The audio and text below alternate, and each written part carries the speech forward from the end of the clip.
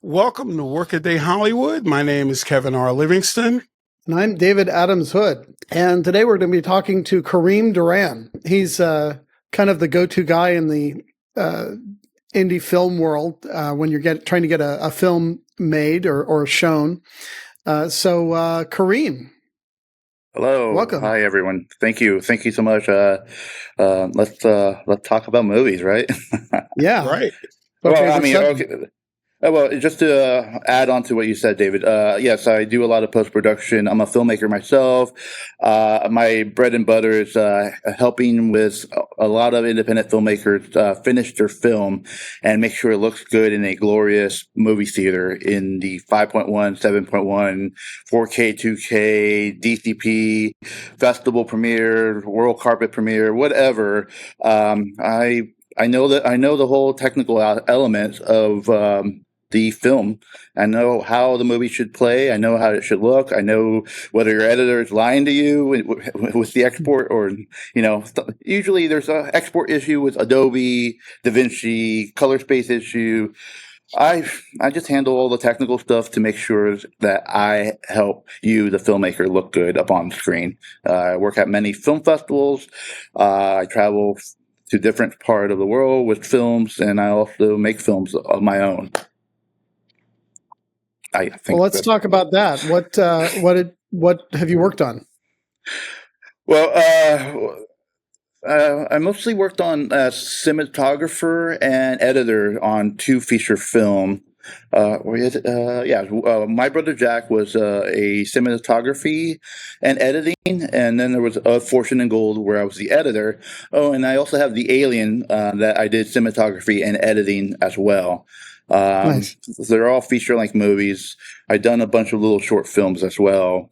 But in today's world, short films are great, but they don't really get you moving forward too much. You really have to start doing feature film if you really want to be taken seriously as a filmmaker in today's time. Interesting. So, Kerim, where did you grow up? I grew up in San Jose, California. I'm a Californian. Went to UC Santa Cruz. Got my film and digital media degree there.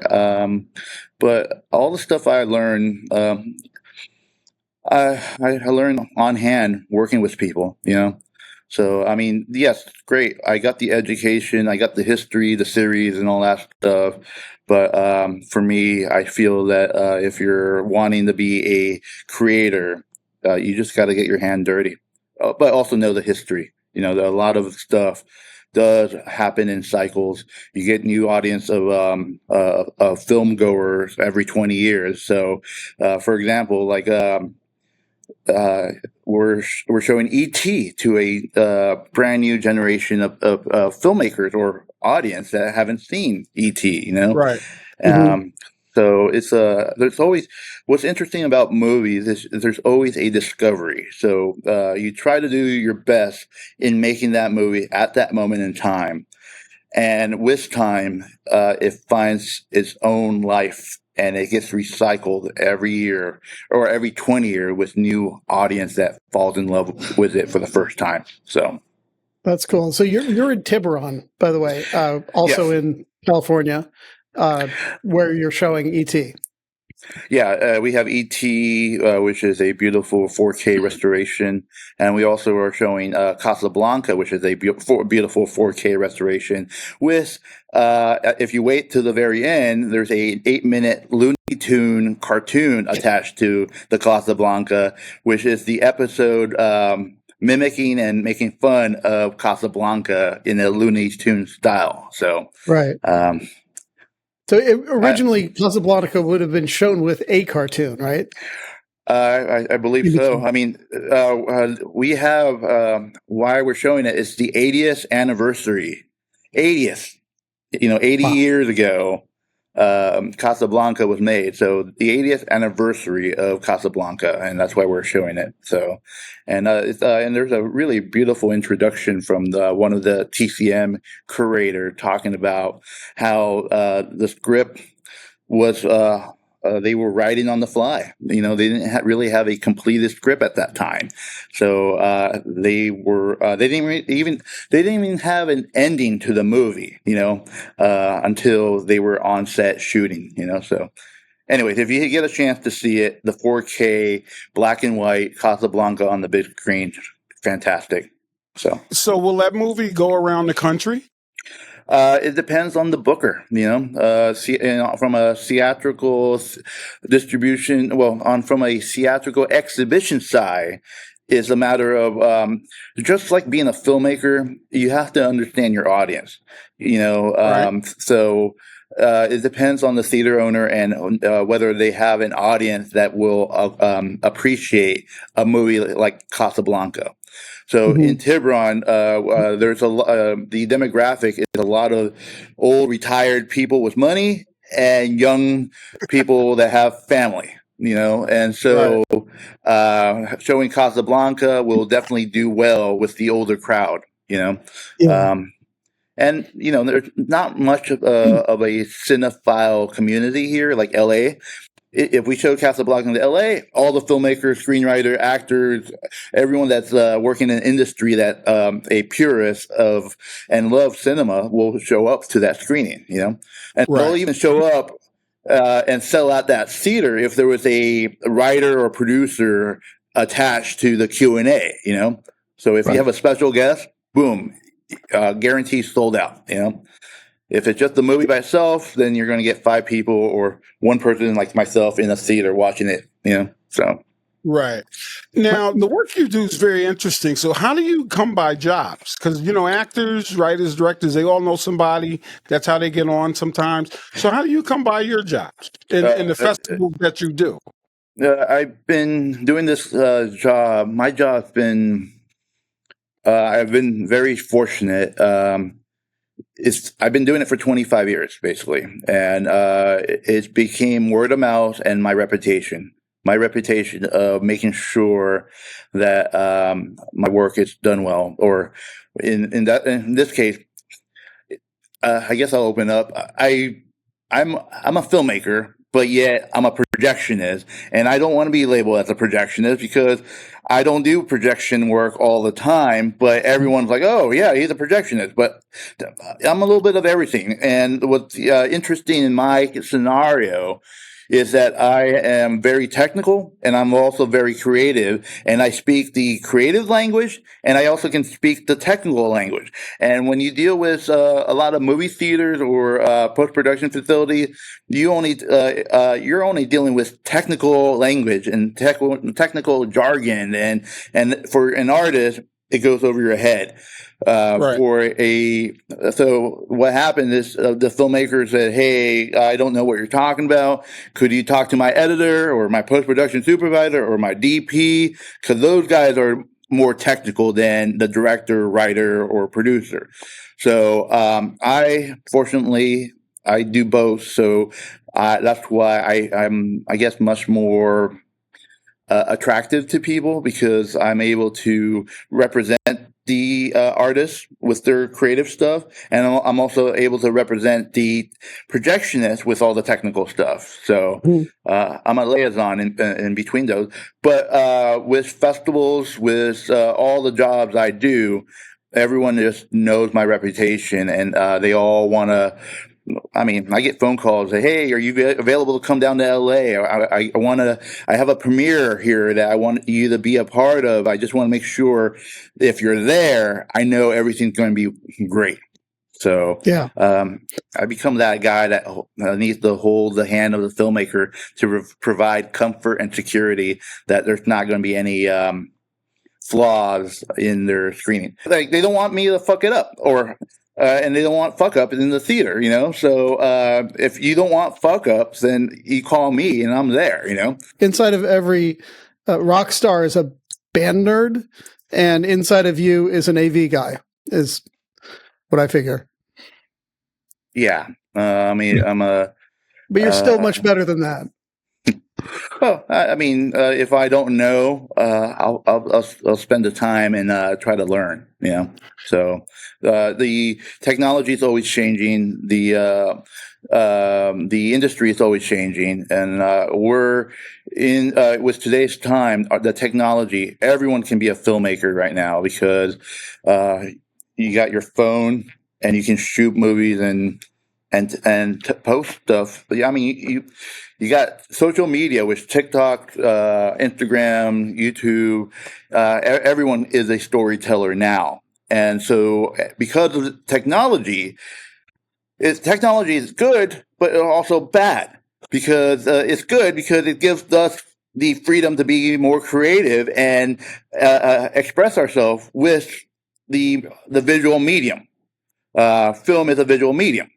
But the problem is that everyone's doing it, so the market gets completely saturated, and so the quality of the film that I want to be a part of or I want to see on the screen is suffering because everyone is a filmmaker and everyone has a movie that needs to be seen, and so now instead of having a spectrum of good movies, we now have a huge spectrum of movies that everyone thinks is good.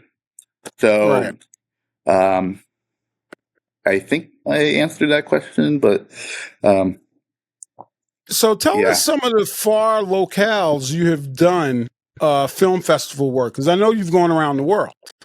Well, I started off my career at AFI Fest. I was there from 2001 to 2016 or 2015. It's all a blur.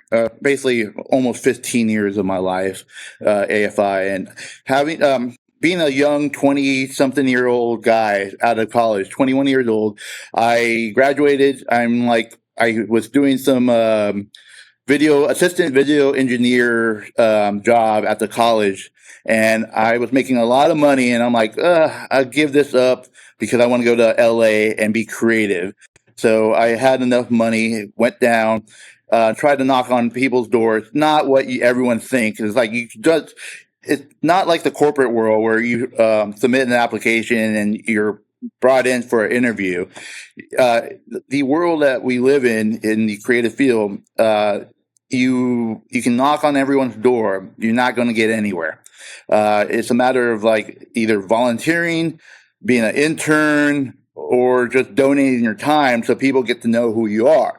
So I ended up becoming a volunteer at AFI, and I learned everything I could from the marketing, from the programming, from the technical stuff, the executive assistants, all that stuff.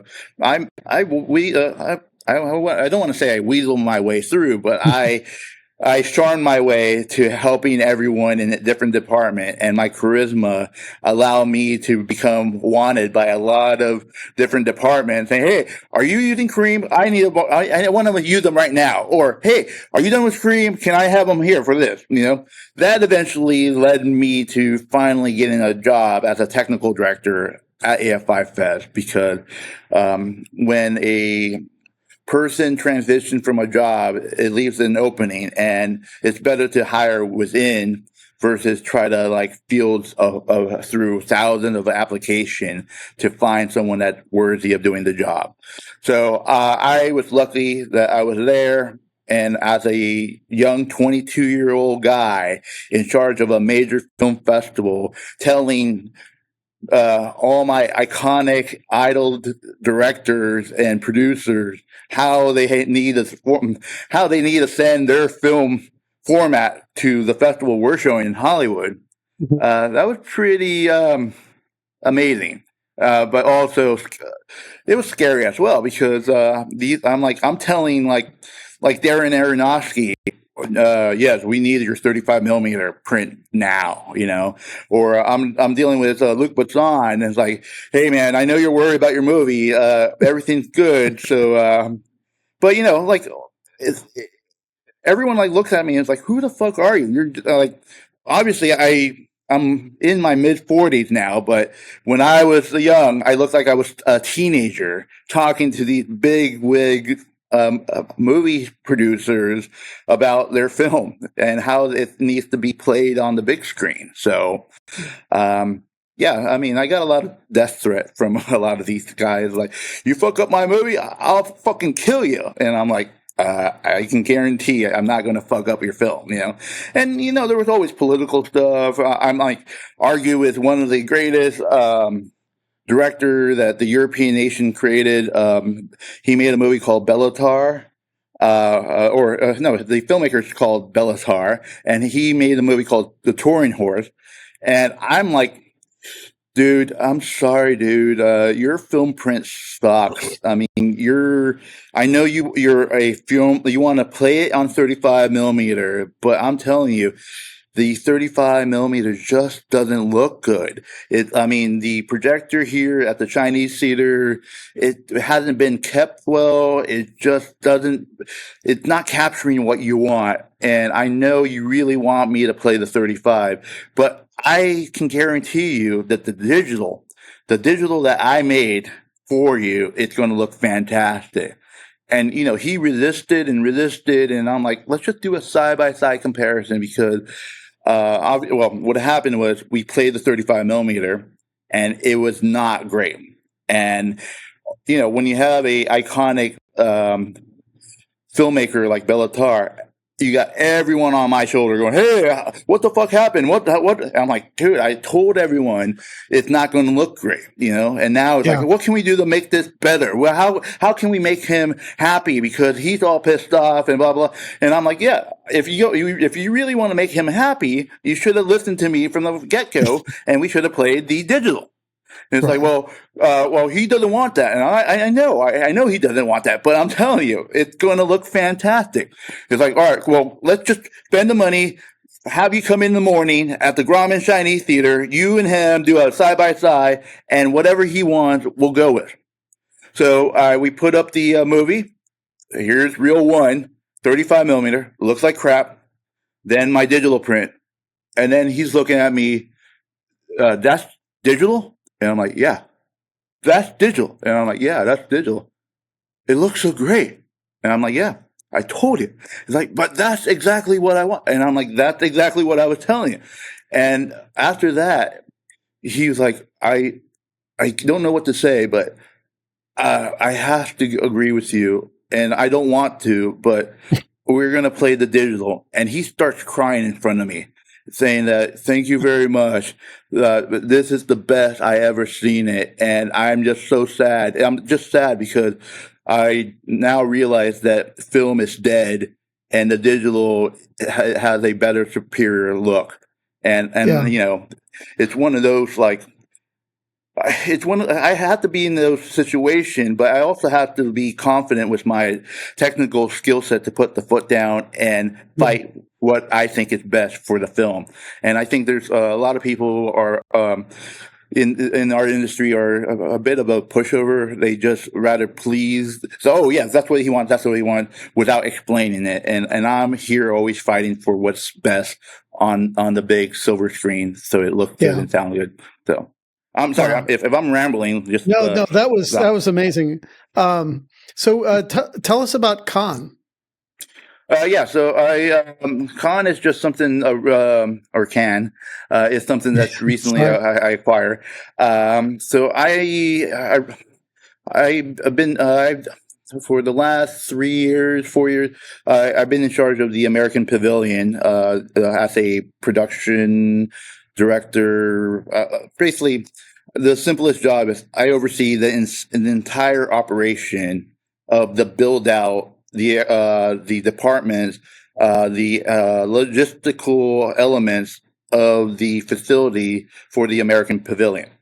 So if you ever been to the American Pavilion, the conference room, the kitchen, the Wi-Fi, the tent, the carpet on the deck right by the Riviera, that's me and my team building it out from scratch. So I show up a week beforehand, we build it up, and then after the whole festival is done, we tear it down.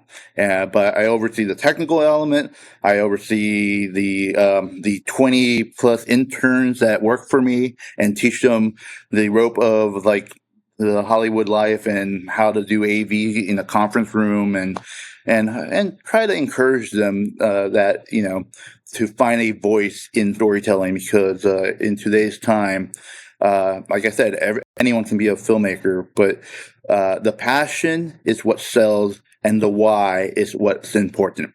Why are you making this movie? And then sell it with your passion. Most people just do it because they want the money. There is no money in this industry. If there was, everyone would be rich. But Cannes, it's very interesting. Like I run into a lot of filmmakers, and they go, "Oh yeah, I got my film into Cannes." And I'm like, "Oh, congratulations! Which Cannes?" And they're like, "What do you mean? Well, the marché, which is the market, or the actual film festival?" I don't know, but it's a short film, and it's got into the short corner. Oh yeah, you're part of the market. Congratulations. You can brag about it. You can let everyone of your family know how important that is. But your movie is playing in the market, which is on a laptop in a conference room that you have to register. It doesn't play in the movie theater. So, but people like me who's actually been to Cannes knows that. So we can tell you whether you're in the festival or you're not. And so it just with these couple of NYU students I met, they were so excited about being at Cannes because they had a short film. And when I burst their bubble, they're like, "Oh, are you sure? Are you sure?" And I'm like, "Yeah." Well, if you don't believe me, come find me in Cannes, and I'll buy you a beer and stuff, right? So they do show up, and they go, "You're fucking right." And I'm like, "Hey, no worry. But hey, I got you into the American Pavilion. This is what it's about: networking, talking to other people. The fact that you have a short in Cannes, fantastic. Use it as a leverage to now try to make a feature. Right. So." But yeah, it's like if you haven't been to Cannes is fantastic, but it's a industry festival. So if you're not an industry, then you're not going to be able to get into Cannes or any of the events that Cannes has unless you are tied into someone that works in the industry. So my advice, you mean as a visitor, as a not as a participant. As a civilian, like if David Hood, you can get into Cannes because you're an actor. If David Hood was not an actor, you won't be able to access the festival. Like right. Kevin, if you have an IMDb page, you can show that to the people at the registration at the Cannes. Boom, they'll hook you up with your badge, and you get to enjoy the festival and stuff. But if you don't have any proof that you're part of an industry or work in the industry, then you'll have to be someone's guest in order to attend. Right. But if you want your own credential, you need to prove that you're part of the industry, because it is so basically no walking in off the street. You just have to know the people to get you in. But like other festivals, like I just came back from Locarno, and Locarno, I think it's a beautiful, respectable film festival, and it's open to the public. And so you don't need the industry for that. But if you are industry, then they do have industry badges for you to have access to. They give you screeners of the movies that are part of the industry, because they want you to be involved in trying to promote it, to help buy it, or push it along to the right people for acquisition. And so I was just simply impressed by the 8,000 seat venue outdoors. It's not just for one event. It's for 11, 12 days. Every day there's about an average of 6,000 to 8,000 people outdoors looking on the big screen of European premiere film, which I'm like, that is amazing. I'm like, and they're all respectful. They're all quiet. They turn off their cell phone. There's no kid. There's no distraction. Everyone purely focused on the storytelling. So for people like me who are geographically challenged, where's Locarno? Locarno is in Switzerland, which is north of Italy. So if you were to fly, you fly into Milan and take a gorgeous 2 hour train ride into Switzerland to the Locarno. Wow. It's surrounded by lake, surrounded by the Alps. It's really a gorgeous location. You can also fly into Zurich and then take the train south into Locarno. But if you're a filmmaker, I would strongly recommend making the trek out there. The festival's every August, and what they do is think of it like let's see the well, I was going to say LA Film Festival, but LA Film Festival doesn't exist anymore because I used to work for them for 17 years as well, and too bad they shut down because they were truly a great film festival for independent filmmakers. But let's combine LA Film Festival with AFI Fest with Holly Short and TCM. And that's Locarno. Locarno caters to the classic, the auteur, the retrospective, and also the new voices of filmmakers, and it was just very, very impressive because they had 26 films, classic film, that they only wanted to show it in the purest natural form, which was 35 millimeter. So 26 films shown on 35 in a beautiful venue. So, and plus they had 16 retrospective movies from like the 90s. So it's a great programming. So if you're a cinephile and you want to mingle with European and network, Locarno is definitely a beautiful place to go. So sounds like it. Yeah.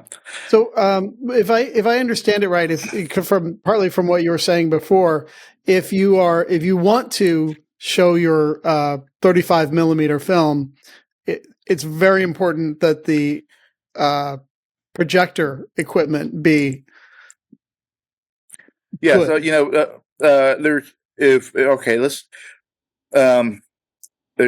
I'm trying to condense all this knowledge down to something that everyone can appreciate. So 35 millimeter, it's not a thing now. The only places that you would find places that would have a 35 millimeter projector would be museum, archives location, or some sort of film institute. Not in a commercial movie theater like this, because but they had them in Locarno. Yes, because they have a film. Well, Europe really puts money in supporting the art, which is something that the United States doesn't. Everything here is all private equity and fundraising and crowdfunding just to get someone to help you support and preserve the art. In Europe, they have all these great programs that really help European celebrate the art and preserve the art. So here in the United States, like in LA, New Beverly, the Vista are the only two upkept public venues that show 35 millimeter public. Because you can also go to UCLA. They have their own projector system, but they do retrospective, but it's not completely public. Sometimes private. The American Cinematheque is another place that has it, like the Egyptian, which is a beautifully remodeled theater now, but I think they fucked it up with the Atmos installation, so the acoustic isn't as good as it should have been, even though Netflix spent a shitload of money on it. But the Arrow in Santa Monica is another place. But the issue is making sure that the equipment is properly maintained. And even though you have a properly maintained 35 millimeter projector, the other problem is, do you have a properly trained projectionist that actually knows how to work with 35 millimeter? That through time, that the pool of projectionists that do 35 is getting smaller and smaller and smaller. So, can I do it? Yes. Do I want to do it? Fuck no. It's why. I mean, digital, I hit play, I walk away, it looks great. 35 millimeter, you have to babysit that. You got to make sure it's threaded properly. Otherwise, if you scratch it, it can cost about $50,000 to replace. Wow. But with a lot of independent filmmakers now, there is the grindhouse movement is coming back because there's a place in London that will take your digital film and convert it to 35 millimeter print for under $5,000, which is a bargain. And I know this because Sean Baker, Ty West, it was Ty West that told me about it, and we got Sean Baker excited. So Sean Baker said, "Fuck yeah, let's do this," and he decided to do his whole collection of movies: Tangerine, Florida Project, Red Rocket, and the new one that just won the Cannes Palme d'Or, Honora. He went to this company called London CPK, and they basically turned out a 35 millimeter print for under $5,000. You can go to PhotoCam right now in Burbank and try to get it turned out, but that's going to cost you over $40,000. That's a major price difference. So I love the fact that there's facility out there that's willing to help preserve. Because don't get me wrong, I love 35 millimeter. I love that you can shoot on it, you can project on it. But the best thing in today's time is a really great archival format for any filmmakers trying to preserve their movie. Because the problem with digital, the hard drive, the LTO, the LTF, the disc, they just technology changes, and all of a sudden you have to be that person that constantly copies and change the format and make sure that you're constantly having your movie backed up in the right format. Otherwise, it's lost. I mean, imagine all those filmmakers that had SCSI drive that made movies in the '90s, because that was the revolution of digital filmmaking. None of them.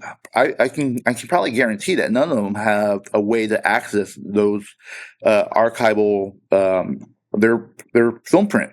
Go back to it. So I see that a lot. I ran into a couple of filmmakers here that, they want to go back to their movie that they made 10 years ago that they shot on 16 millimeter. And I'm like, they have the film prints, but they want to go because they feel that it would, because of the time, it wasn't, the audience didn't respond to it as it should, but they feel there's something about it that needs to be preserved. And so they're going back and they want to digitize everything. They want to recut it. They want to bring it back because they really feel passionate. Well, let me see. It's not 10 years ago. It's from 1999, almost 20 years, right? 18 years. 25 years. Oh, yeah. So, yeah. Yep. And so I'm like, that's going to cost a lot of money. You're going to spend all this money to resurrect something that came out back then to bring it to now. Why not just rewrite the movie and shoot it in a beautiful 4K camera? I mean, a lot of the cameras now super cheap. The amount of money that they're going to spend to resurrect the movie is basically enough money to actually reshoot the movie with today's equipment. So I'm like. But people in our industry, people get caught up with nostalgia, because of their experience. They just won't let go of the past, and I get it. That was your baby, that was your calling card, that was your thing that you felt that was going to put you at the Sundance Film Festival, even though it didn't. So right. So if somebody's we're starting to wrap up here. Advice to a young aspiring filmmaker wanting to get into indie film. Watch all the classic films. Know where, I mean, the thing is, even though you think you have the most original story in your head, I guarantee someone else already wrote that or made it into a movie. It might be on a SCSI drive, though. It might be on a SCSI drive, it might be on a Dropbox or an iCloud or whatever, or it might be on someone's binder on an analog printed out material, But the thing is,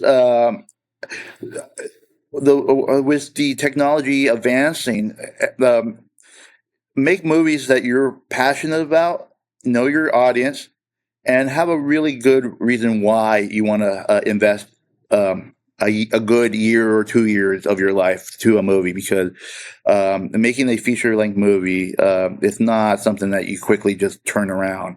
It does eat up time, and time is the most valuable commodity you have. That's the best monetary value that you can own. And so the question is, if you're going to make that time, make sure that you're making a movie that you're passionate about, and you want. The simplest thing I would say: keep it simple. Keep it simple, stupid, and that's the golden rule of filmmaking, because everyone gets a little over complex with everything. They start over analyzing it, when all it is if you keep the story simple, people will resonate, as long as you understand your audience. So I think maybe I don't know. Now, Kerim, yes, I'm not going to let you go without you first telling the audience about being in my hometown in New Haven. I know everyone talks about the pizza there, and That's in the country. Yeah, I can't tell the difference, I like the. I mean, the $1. If you bought like a $1 New York style pizza from New York, from one of the borough, like from Hell's Kitchen or Upper West Side, yes, it's definitely better than the $1 pizza from New York. But in regard to within Connecticut, within New Haven, I can't tell the difference. They all taste alike, and I just think there's a lot of pride in the community with family relation. So if you grew up with that family, that pizzeria, you're going to support that versus the other one, But I'll tell you this: the Owl Shop is one of my favorite cigar lounge area in New Haven, and I've always, if I'm there, I always like to stop there and enjoy a good scotch with so cigar. My last question for you, I ask everybody, and you answered it earlier, but let me ask you directly. 20 years from now, are people going to be sitting in a theater like you are, watching a movie, or will they be home with their 80-inch television, surround sound, and popcorn in their lap? Well, I guess it is a great question. The future of cinema is definitely changing. I think if we're going to talk about technology, the issue that theaters are facing is trying to get people to come into the movie theater. Yes, there's a lot of great movies. I mean, Deadpool versus Wolverine is a success story, because that brought people to the movie theater, which is fantastic.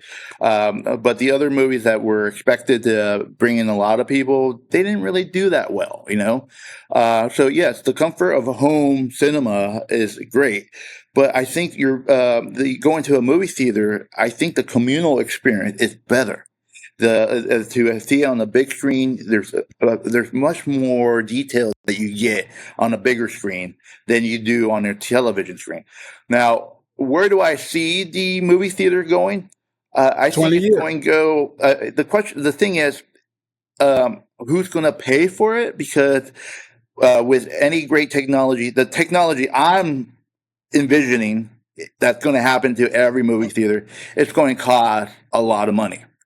But the Sphere that they opened up in Vegas, the LED wall all the way around to create one continuous 360 view, is going to be the game changer of movies, because it's giving you a really immersive experience in the storytelling. They haven't started doing a lot of stories in that format yet, but that's going to be the way to bring people into the theater, because that's something that you cannot get from your home environment in your home system, a 360 immersive stuff. Wow. But that's going to cost money. So it's going to be like almost $1 billion each movie theater just to have that technology.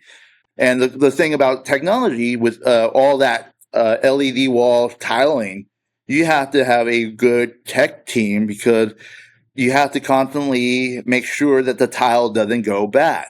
And that's something that you don't think about. You're like, oh, this is great technology. But every day, those guys are recalibrating and making sure that everything's talking to each other, because the worst thing, like any presentation or any movie experience, the worst thing is having a technical glitch. Like on film, the splice breaking and you see it burn up on screen. On digital, out of sync audio, or the movie not playing, or it's stuck for some reason. Or with this immersive 360 LED wall, making sure that all the tiles are accounted for and it's playing perfect each time. Right. Right. That is awesome, but it's going to take a lot of resource. Will it create new jobs? Sure. As long as people can come and pay the premium price for that experience. Now, movie theaters, they don't survive on the ticket. They survive on concession. So the better the concession at a movie theater, the better you're helping that movie theater support this business. So my advice to anyone watching, support the local mom and pop cinema because they are trying their best to bring art and culture to your neighborhood. And the thing is, yes, the movie ticket might be a little too expensive, but what you don't realize is that there's, depending on the studio, it's either a 60-40 split, 70-30 split. When I say the split, the higher percentage goes to the studio, the lower percentage goes to the owner. So that's not much money. So they really, really depend on the concession sale to keep it afloat. So next time you're in the movie theater that's a mom and pop, go ahead and gorge yourself. Get that large popcorn, get that hot dog, get a soda or beer, because that money is actually helping maintain the operation of the movie theater. Otherwise, That's very cool. If the model is going the way it's going right now, a lot of these theaters are going to shut down because. The old adage, right? Add steak and they will come. Well, here in Tiburon, I helped build out this movie theater, and one of the things that we did, but we made one of the venue into a multi-purpose hybrid theater that can be reconfigured for anything. We can do karaoke, we can do trivia, we can do live sport events, or we can make it into a birthday arrangement. So I think with the help with the owner, I helped them convince and try to make a theater that can cater to the modern demand of going to the movie theater. So a movie theater in today's time isn't just a movie theater anymore. It needs to be like a community hub or an event space or a place of entertainment that provides purpose for people to come out. I like the old the theaters. I used to go to a theater. I lived way up in the mountains in Colorado, and they would have kind of a more modern feature on the weekends, but then weekdays they would have a different film every night, and that usually brought in a lot more people as having that kind of variety. If you didn't like Smokey and the Bandit on Tuesday, you could see Casablanca on Thursday. And I think that's the key. The key is in any type of movie theater. If you're a movie theater owner or a filmmaker trying to understand how to get people in your seat to come to see your movie, if you make it into a special event, people will come. If it's just a normal engagement, you're not going to get the sold out crowd. The current model is brand new movie for the first weekend, everyone goes to it, and then boom, it drops off. The second weekend, there's no one there. And with a lot of these contract with the studios, you have to do a 2-week commitment of staying with that movie before you can shuffle it around with anything. That's why corporate companies like AMC, Regal, Century, Landmark, they have 20 different screens to shuffle around and have diversity of different movies to cater and bring people in for the concession. When a mom and pop theater, you only have 1 or 2 screens, and they're stuck with it. And hopefully, people come and watch it. It's not guaranteed all the time. I have my one last question is I want a dumb celebrity story, not a dumb celebrity, but just a celebrity story, a mundane, everyday kind of celebrity story. Tell me. Like when I met George Clooney, I was like, "Hey, George, you're good with the ladies. What's your advice? What advice would you give me on like how to pick up women?" And he told me like, "Oh, simple. Just make eye contact. As long as you make eye contact, you're good." So I'm like, that's good advice from George Clooney. Yeah, make eye contact. Yeah, don't let go. Just stare them right in the eyes and don't let go. I'm not George Clooney, but for George, it works for George. But like me, I think he might come off a little creepy. But hey, if that's what if George told me that's great. Johnny Depp and his cigars. I had a great time with him in the Bahamas when I was doing the Bahamas Film Festival. I never knew that he was he doesn't like seeing himself on the screen. And so like we were doing a screening, and all of a sudden he came in, sat down, and once the movie started, he gets up. I'm like, "Hey, where are you going?" He's like, "Oh, I just can't see myself on the screen." And I'm like, "Oh, wow." So instead, we had a whiskey and cigar. Interesting. Yeah, I knew that because he said that in court. Oh yeah, I understand. I have the same experience. When I would do commercials, I couldn't see them for the first 6 months.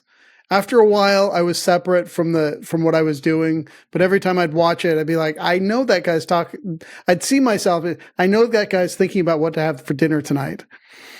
The suspension of disbelief just wasn't there. The one that celebrity, but for me, he's a celebrity because he's a really well-known filmmaker, Jim Jarmusch, right? Or Jarmusch, Jim Jarmusch. I was at South by Southwest, and I always get nervous when the filmmaker walk out after the movie starts because I'm either like there's something wrong with the movie, or I'm always there trying to make sure that they're happy with what's going on, and so in South by Southwest, Jim Jarmusch came out. And I'm like, "Hey, man, is everything okay? Are you not going to watch the movie? Blah, blah, blah." And he goes, "No, Kerim, the thing about why I don't watch my movie is I'll always find a flaw in what people are seeing. But the thing I know is that in that moment in time, in my headspace, in where I was, I finalized the movie and I was happy with what I have. Now it's going to take on its own life, and I don't need to be reminded what the problems are because I already made that commitment, and this is what I have it proved, and now it becomes its own thing." So that's fantastic. And on that note, which is a perfect note to end on, thank you so much, Kerim. Yeah, you've been welcome. Great. I hope. Thank you, man. I appreciate it. We're all in part of the same industry. It's a collaborative industry. We have to work with each other to make sure that we all get elevated in the right way and make sure that our art is seen the way it's supposed to be seen. So, thank you. All right. So thanks, man. Thank you. So that was very enlightening and entertaining. Yeah. Kerim is great. As he's very charismatic, I think he said. Yeah, he's a knowledgeable dude, though. Mm-hmm. from the aspect of the putting your hands on the film type thing. You know what I mean? Yeah. I mean, I kind of wish we had got into, what type of films you like to shoot, that kind of thing, but we can do them another time as well. Yeah. I think he'd definitely be good for a second interview. And he doesn't mind sharing his knowledge. That's for sure. No, but he's been in the business a long time. Mm-hmm. And if you notice, he said AFI, Hollywood. I didn't. Yes, AFI is a place in Hollywood. There are a lot of other places in Hollywood. AFI is but one of them. But I did notice that. I was ready for you. I knew I could see it in your eyes. I knew you were thinking about it. But I appreciate you didn't jump in. And but I gave you the win on that last week. I was just thinking about Brian last week, who was from AFI. Yeah. So, and he mentioned he had worked with them. I'm like, okay, Hollywood fits the criteria. It is a place in Hollywood. There are lots of places in Hollywood. I gave you the win last week, Kev. Mm-hmm. You got a W. You got a big W. He touched on one thing, though, that is starting to be prevalent here, where where the New Art is, right, on Santa Monica? They've started doing comedy in there. Like stand-up? Yeah. Oh, as wow. a way to, bring people into the theater. And I'm guessing a few theaters that have stages can probably start doing that. And I think it kind of goes back to earlier days. I mean, at some point, you probably had vaudeville and movies showing in the same location. Right. I think what we're seeing in Hollywood is not the end of something, but a realignment. That there's going to need to be venues for entertainment. They're just going to look different. Television finds itself on the socials a lot. For instance, little clips of what's broadcast is still making money in other formats. That seems to be the way it's going to go, huh? Mm-hmm. Yeah. But I'm telling you, if you add steak to the menu in movie theaters, people will come. Yeah. I think if you serve beer at theaters, people come. Well, some theaters already do that. I know, and people come. Well, yeah, even the place that near us, and we're in the middle of nowhere, reconfigured their theater with these loungy kind of seats. Very comfortable.